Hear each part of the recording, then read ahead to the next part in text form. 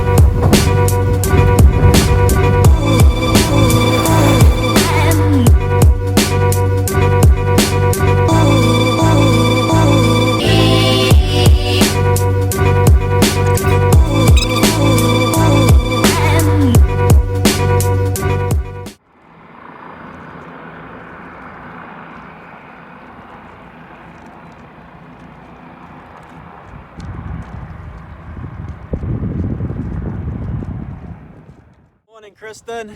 Morning, Cotton. God, it was a tough night last night. Did you sleep through? Some of it. I think she slept through all of it. It was probably my toughest night on anchor in this little boat. We had like 30 knot gusts or more. About 3 o'clock in the morning, the Westpac helicopter came in and picked someone up off Cowell. So prayers to their family that everyone's happy and well, but that's not normally the case when those guys come pick you up at 3 o'clock in the morning. God knows what went on, but we let a lot of anchor rope out yesterday just to get some spring in our step because it was extremely gusty and it was extremely hard sleep in Bonacord Harbour on Cowell, which is just here behind us.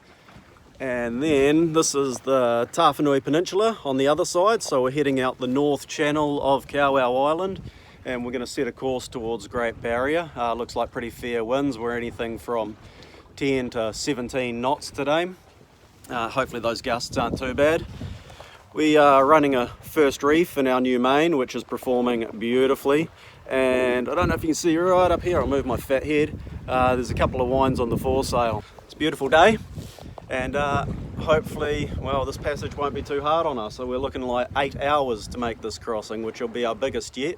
About 30 nautical miles from our current position, maybe a little bit less. But we've done 20 nautical miles around the coast in one hit, and yesterday was a brilliant sail with gusts of up to about 25 knots, I suppose, and ranging between 16 and 18 full time, and top speed of 7.5 knots out of the boat. We're still holding on with our teeth as of yet. We're just getting to grips of this, but it's been good fun. So we'll check in soon once we finally get into some wind, because we've slowed right down. We were doing 6 knots, now we're doing 3. We're just trying to break the tide on this incoming passage here. These tides can slow you down, but once we break free of the tide, we should be in the wind and almost on a beam reach all the way, so that'll be good. We have our sails close to us and full of wind, both of them, so that'll be nice. Talk soon.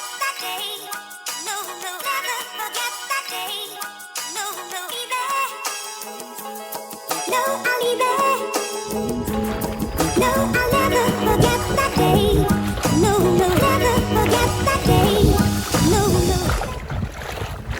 what? We're going surfing. Way back there somewhere.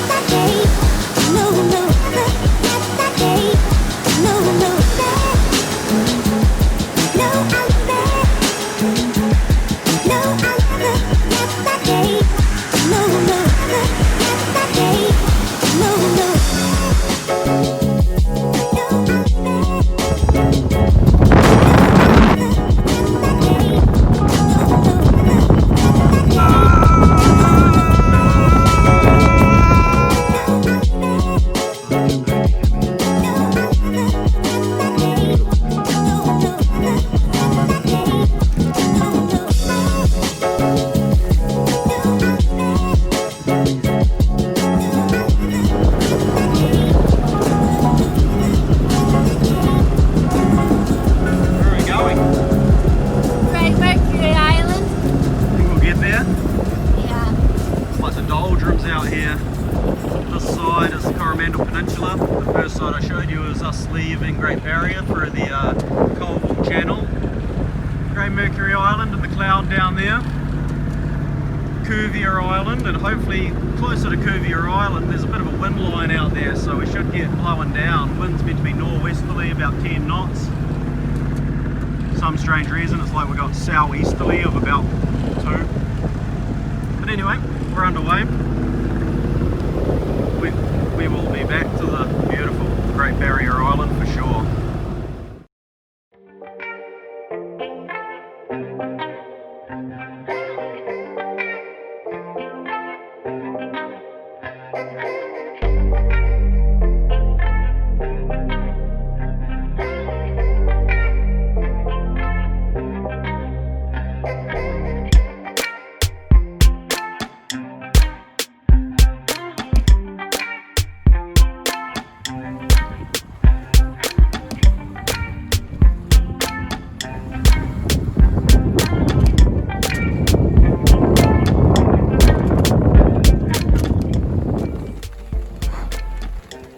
Jamie's getting a little wet outside. Only just begun. Only just begun. Only got about 2 hours to go to our destination though.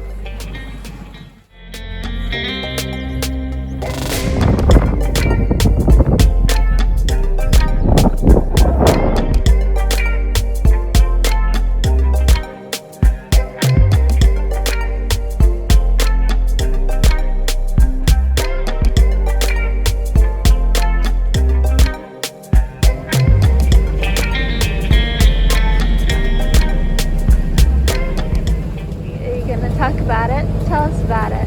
My miraculous jibe yesterday. Yeah. Well, as we've learned with the type of sails that we have on our boat, running dead downwind means we either have to drop the mainsail or drop the foresail, otherwise the mainsail will cover the foresail, so we're better off running on an angle. It gives us more speed, more power over the sails, and if it's warm it gives us a little bit of breeze over the boat, so that's really nice. So I had Penguin, our tiller pilot, set up for a course, and we were running outside the head of Great Mercury Island. We've been running at that direction for maybe 3 hours, and it was nice. We're averaging 4.5 to 5.5 knots, which is perfect for this little boat. And we only had 10 to 12 knots of wind speed, so to hold a course we had to hold a wide course.